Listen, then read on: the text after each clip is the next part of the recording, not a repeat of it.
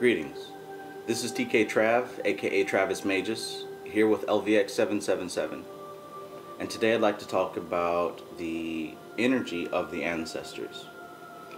So, to really break it down, we exist on three planes, at least, simultaneously. That's the physical plane, the astral plane, and the mental plane. And there are several planes in between that we also exist upon. Nothing is cut and dry with the spirit. Everything is a gradation into the next level. But anyways, the physical body can only be because it's animated by spirit. Spirit resides on the astral realm. Spirit can only be because of mind. Mind exists on the mental realm. So what I'm trying to say is the physical body and the physical level is the bottom of the totem pole. So once the physical is eliminated, the spirit and the soul still exist. So I think this kind of sums up where you go when you die or what you do. I mean, it's not the same for everybody, but for the most part, for a general part, when your body dies, your spirit remains, and it exists on the astral level. Now, to a knowledgeable occultist or sorcerer or whatever you want to call yourself, to somebody who understands the practice of working energy, the spirit can be accessed and utilized. Okay? Now, what must be understood is, if you really look at how genealogy goes back, okay, you've got your parents, which are 2, right? Then you've got your grandparents, which are 4, because you've got a mother and father of the mom and a mother and father of the dad. Then you go back to the great grandparents, and that's 8, 16, right? 32, 64, 128, and it keeps on going. Interesting, these numbers correlate also with gigabytes and computers. But anyways, when you go back just a few generations, you begin to see how easy it is for many people of a certain genotype to be connected.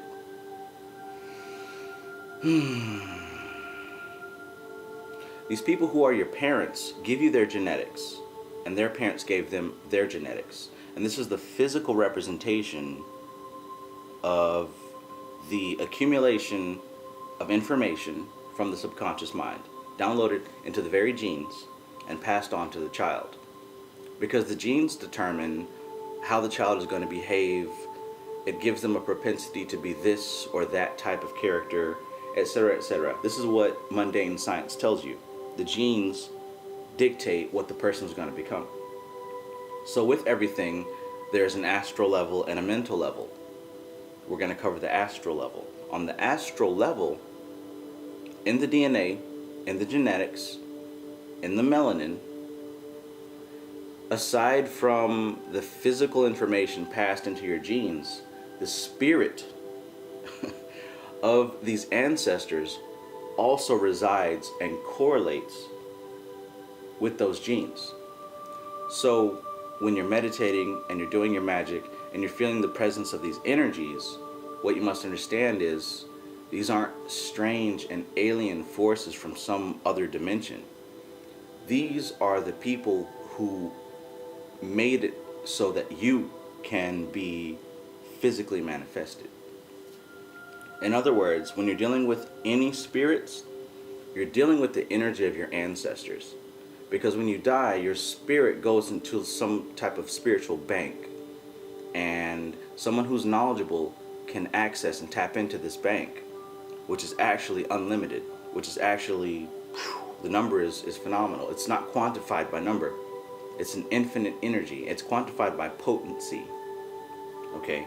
There are so many spirits that are waiting to be contacted, connected with, utilized. And when we work magic with the Goetia or any type of spiritual system, what we're doing is finding a way to connect our subconscious mind to the energy of our ancestors and grab that power and push it towards a specific purpose.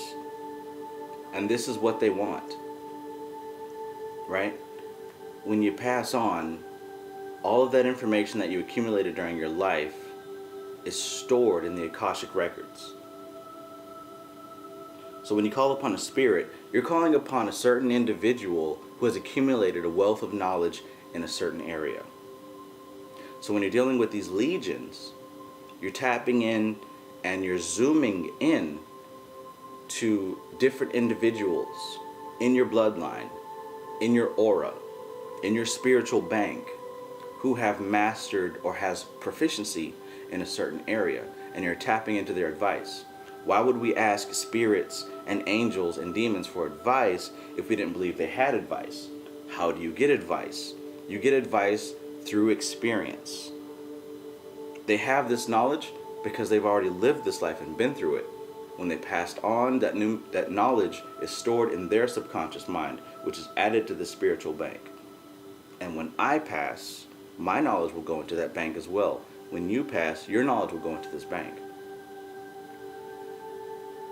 So immortality and being remembered really deals with leaving something that can be accessed.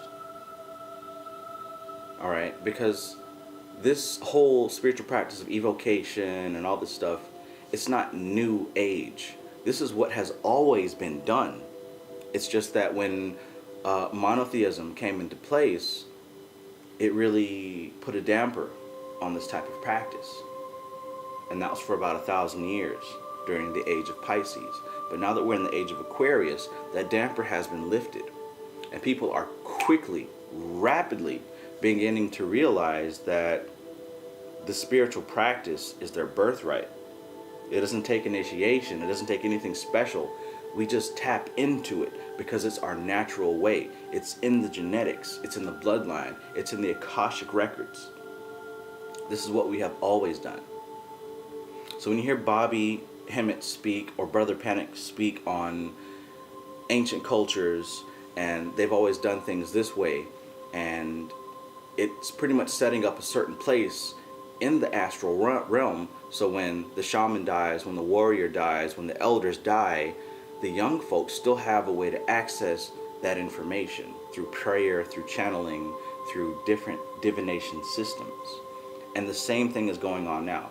This is why when you channel, you can get information from musicians who have passed away because they're immortalized on the computer, on YouTube. We can see their videos, we can listen to their music, right? So we get a sense for their energy.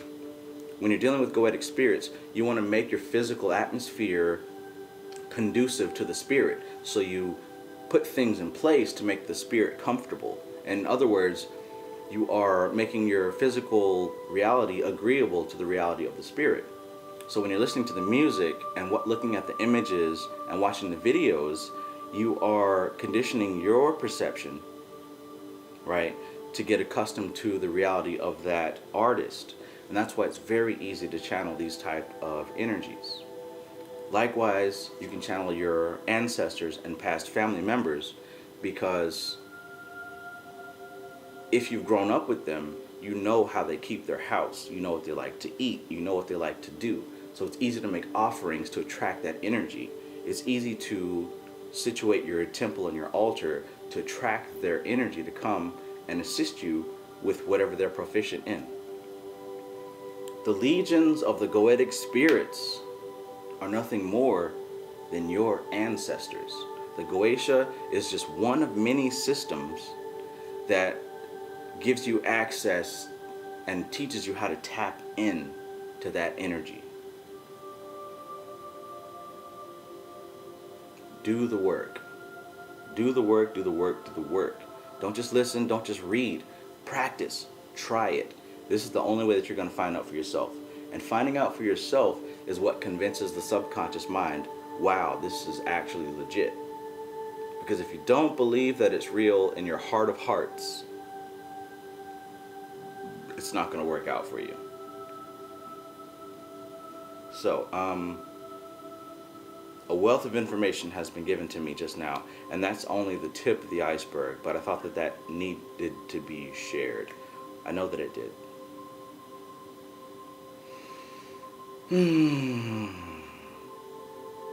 So yeah, pour libations, make offerings to all gods known and unknown, Ashe, because we are all one family and we are all on the same mission that's been set forth way before we were even conceptualized.